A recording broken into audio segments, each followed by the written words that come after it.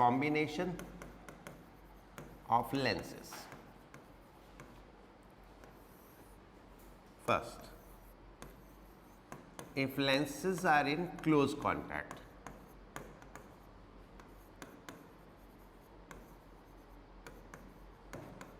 if lenses are in close contact, कोई भी type का लेंस हो, they are joined together, दोनों एक साथ है, ठीक है. Then power of combination, जो कॉम्बिनेशन बनेगा उसकी जो पावर होगी that will be P is equal to P1 plus P2 plus P3 and so on. ठीक है, सिंपली ऐड करते जाओगे.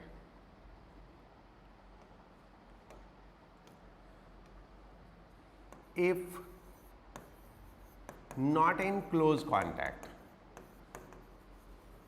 अगर क्लोज कॉन्टैक्ट में नहीं है, then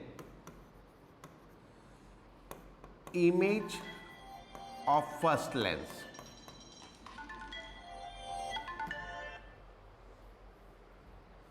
image of first lens will act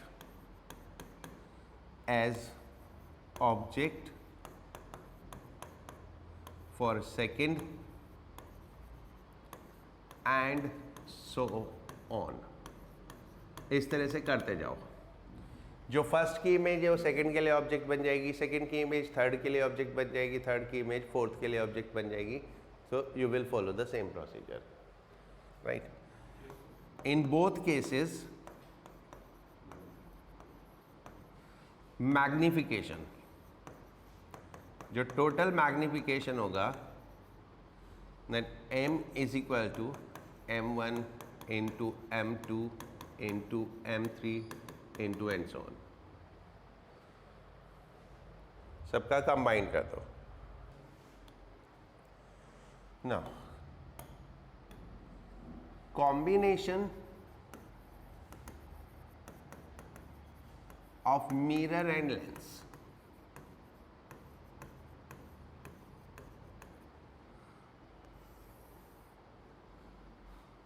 First, if in close contact,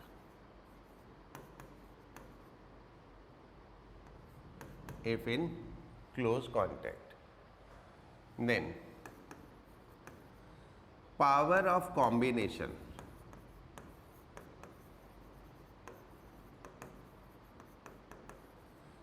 P is equal to twice the power of lens plus power of mirror.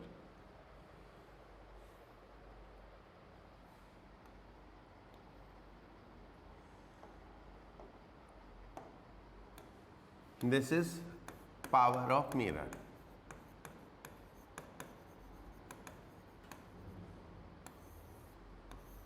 This is power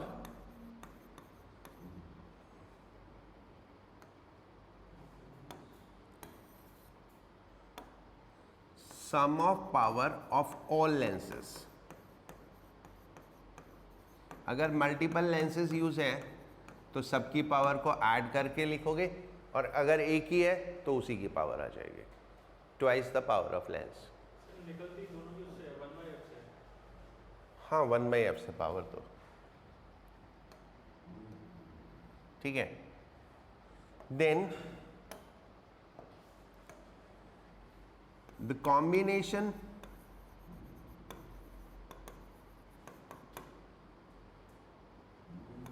will follow mirror rules. यानी जो combination बनेगा वो lens formula नहीं follow करेगा, वो mirror formula follow करेगा, mirror के rules follow करेगा. That is power is equal to -1/f and 1/v plus 1/u is equal to 1/f. ये वाले रूल्स फॉलो करेगा, लेंस नहीं रहेगा वो. अगर लेंस सिस्टम में एक भी मिरर आ गया देन पूरा कॉम्बिनेशन मिरर बोलेंगे. ठीक है. Next, if not in close contact.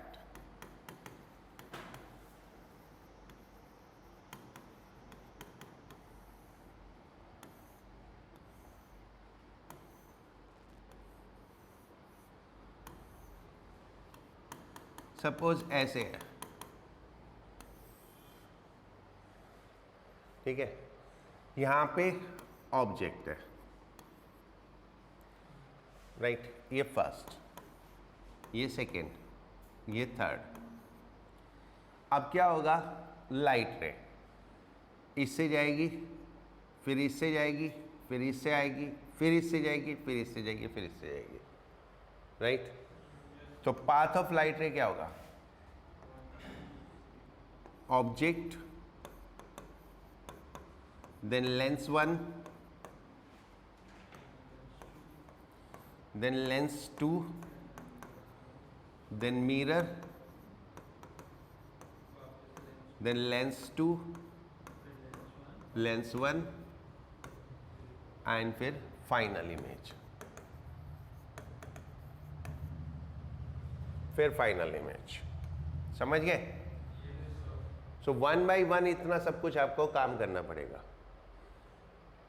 First lens की इमेज सेकेंड का ऑब्जेक्ट, सेकेंड की इमेज मिरर के लिए ऑब्जेक्ट, मिरर की इमेज सेकेंड लेंस का ऑब्जेक्ट, फिर सेकेंड लेंस की इमेज फर्स्ट लेंस का object and then first lens की जो इमेज होगी that will be the final image, right.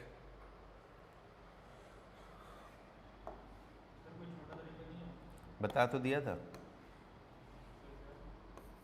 जो इससे पहले था।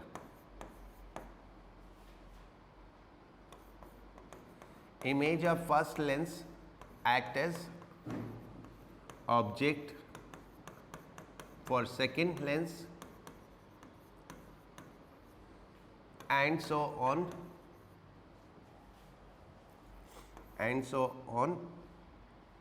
in this sequence, इस सीक्वेंस में।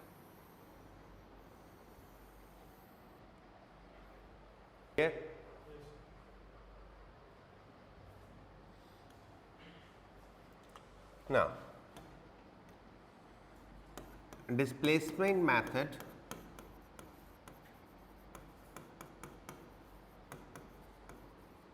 to find focal length of convex lens.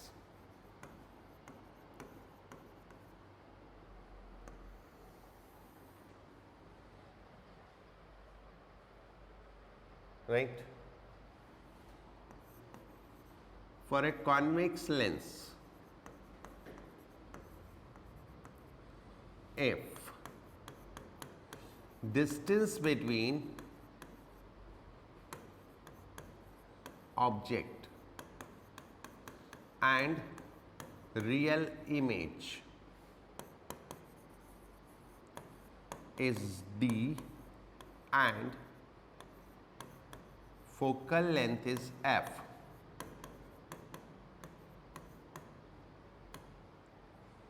then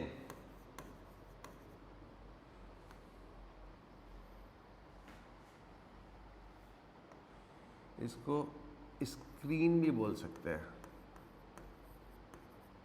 real image या screen, okay. First, no real image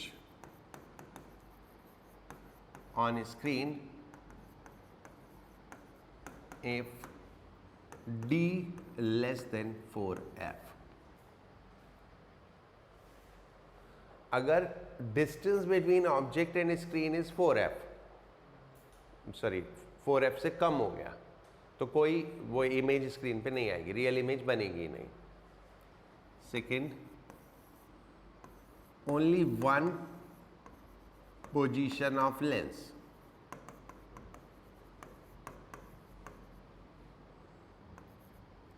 that is u is equal to v is equal to 2f if d is equal to 4f।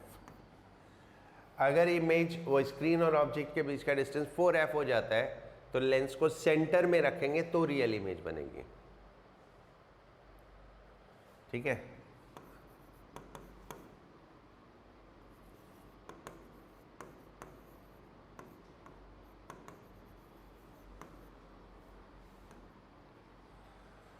Only one position of lens, u is equal to v is equal to 2f। कब? अगर d is equal to 4f हो जाता है, that will give a real image. ठीक है, तो अगर आपके ऑब्जेक्ट और स्क्रीन के बीच का डिस्टेंस 4f है तो आपको लेंस सेंटर में रखना पड़ेगा रियल इमेज के लिए। ऑब्जेक्ट भी 2f पे हो गया और इमेज भी 2f पे हो गई। Third, if d greater than 4f, there are two positions of lens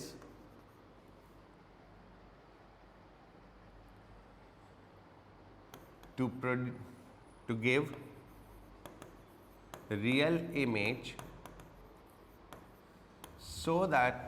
such that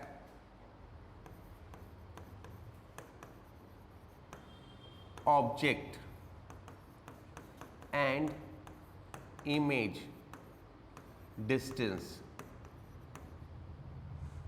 are interchanged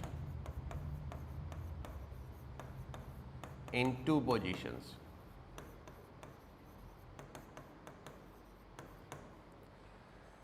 अगर d की वैल्यू 4f से ज़्यादा है तो लेंस की दो पोजीशन होंगी जिनसे रियल इमेज बनेगी, और वो दो पोजीशन कैसे होंगी कि दोनों में जो ऑब्जेक्ट और इमेज डिस्टेंस है वो इंटरचेंज हो जाएगा। राइट? मतलब अगर 10 सेंटीमीटर पे ऑब्जेक्ट है, 30 पे इमेज बन रही है, तो 30 पे ऑब्जेक्ट रखेंगे, 10 पे इमेज बनेगी।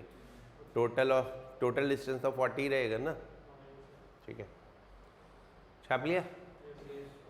Right. if d greater than 4f, ये ऑब्जेक्ट, ये स्क्रीन, ये distance d, this is first position, ये x, ये y।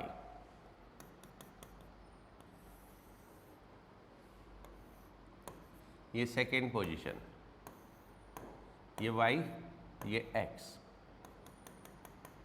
And let's say this distance is d। ये इमेज I1, ये इमेज I2। ठीक है, दो डिफरेंट पोजीशन है जिसके लिए इमेज बनेगी स्क्रीन पे। Object and image distance interchange हो गए। ठीक है,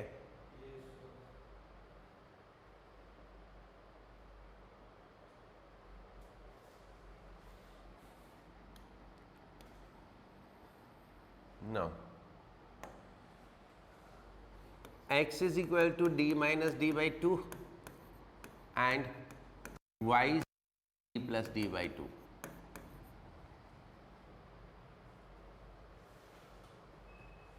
कैसे? y में से x घटा दो तो d माइनस डी क्या है? d। और y में x जोड़ दो तो d। y plus x is capital D, y minus x is small d। दोनों को ऐड करो तो 2y is d plus D, तो y आ जाएगा d प्लस डी बाई 2 और x आएगा d माइनस डी बाई 2। ठीक है, तो ये आ जाएगा। Now 1 by v minus 1 by u is equal to 1 by f. इसमें से किसी को भी v ले लो, किसी को भी u ले लो, क्योंकि एक केस में u है, एक केस में v है। सेम चीज़, एक केस में u है, एक केस में v है। तो this will become 2 upon d plus d my plus 2 upon d minus d, क्योंकि u नेगेटिव है तो ये प्लस हो जाएगा, is equal to 1 by f. तो f कितना आ गया? D square minus d square upon 4d।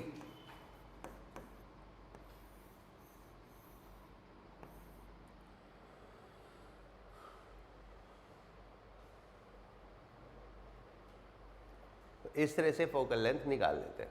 ये एक एक्सपेरिमेंट है जो 12th क्लास में अगर तुम स्कूल जाते तो तुम्हें कराते हैं, ठीक है। नहीं ढंग से नहीं गए ना, वो तो 2 दिन एक्सपेरिमेंट की फॉर्मेलिटी पूरी करने गए थे, ठीक है। अगर तुम स्कूल जाते तो क्या है, एक बेंच होती है ऑप्टिकल बेंच, उसमें स्क्रीन होती है, फिर एक वहाँ पे लेंस लगाते, फिर उसको शिफ्ट करते, फिर रियल इमेज बनती, फिर दोबारा से शिफ्ट करते, फिर एक रियल इमेज बनती, 2 बार, है ना। तो ये फिर डी नाप लेते, डी स्मॉल डी नाप लेते तो फोकल लेंथ आ जाती है ना।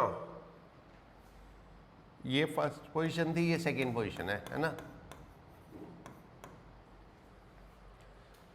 राइट। इतना सही है, ओके। अब आ जाओ magnification. M1 is equal to I1 by O is equal to Y by X, M2 is equal to I2 by O is equal to X by Y। So M1 M2 is equal to I1 I2 upon O square is equal to 1. So O is equal to root I1 I2. Size of object is equal to under root of product of 2 images.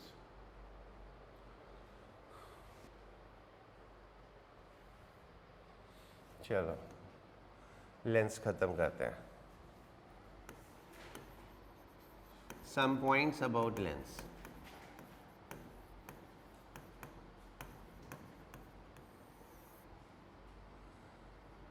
First, if a lens is cut along axis, then power या focal length of each part is same as original. ये power P, इसको काट दिया, 2 बन गए, 1, इसकी भी power P, इसकी भी पावर P, क्योंकि पावर किस पे डिपेंड करता है, रेडियस ऑफ कर्वेचर पे। इस प्रोसेस में रेडियस ऑफ कर्वेचर तो चेंज नहीं हुए, ठीक है, right.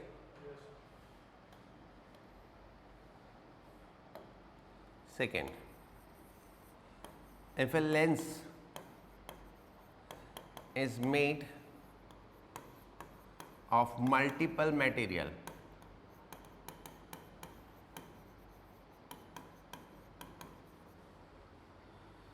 then it will form as many images as number of materials.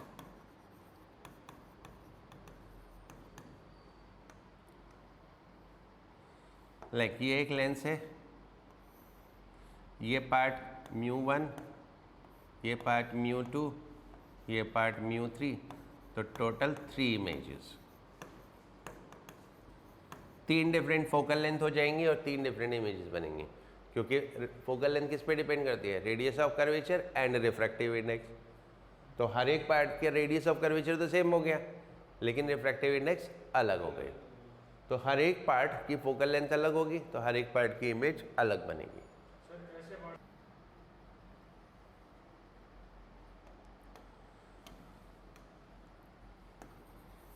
If one surface of lens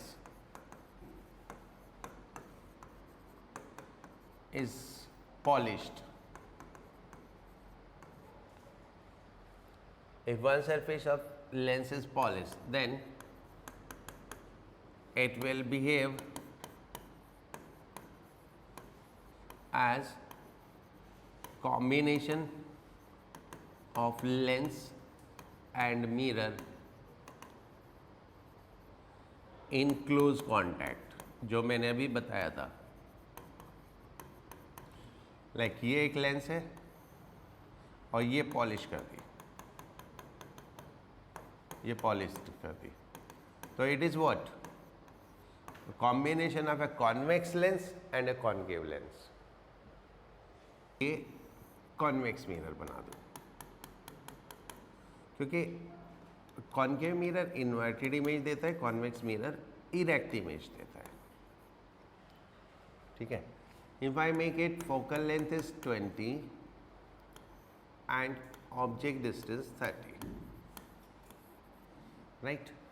अब D is equal to what, so that object and image coincide.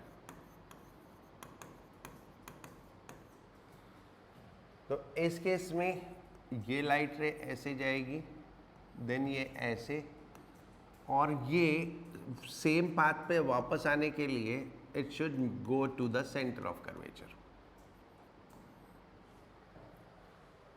It should go to the centre of curvature. ये हमारा है R is equal to 50, so this is what 50। इसको calculate करेंगे, इसको calculate करेंगे तो 60 आएगा। तो D इज इक्वल टू कितना हो गया, 10। D इज इक्वल टू 10 हो जाएगा।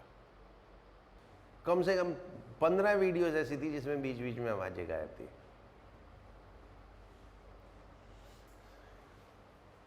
Refraction from spherical surface, what is there, एक स्फेरिकल सरफेस है, वो दो मीडियम को डिवाइड करती है, राइट। तो ये हमारी एक स्फेरिकल सरफेस है, ये दो मीडियम को डिवाइड करती है। इसमें इसको बोलते हैं पोल, और यहाँ पे एक सेंटर ऑफ कर्वेचर होता है, और अकॉर्डिंगली ये रेडियस ऑफ कर्वेचर हो जाता है।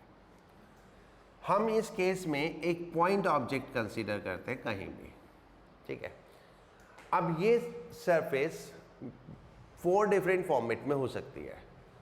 पहली चीज़ तो ये रिफ्रैक्टिव इंडेक्स कौन सा डेंसर है, कौन सा रेयर है। दूसरी चीज़, ऑब्जेक्ट इस साइड है या इस साइड है, यानी ऑब्जेक्ट कॉन्वेक्स साइड है या कॉनकेव साइड है, ठीक है।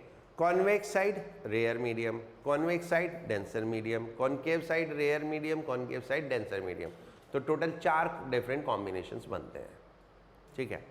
4 डिफरेंट कॉम्बिनेशंस बनेंगे। ऑब्जेक्ट डिस्टेंस को वही हम u बोलेंगे, sign convention will remain same as of lens और मिरर, ठीक है। देन इमेज डिस्टेंस हम निकालेंगे फॉर्मूले से, minus μ1 upon u plus μ2 upon v is equal to μ2 minus μ1 by r। यहाँ पे एक्सक्लूसिवली एक चीज का ध्यान रखना, μ1 इज मीडियम ऑफ ऑब्जेक्ट।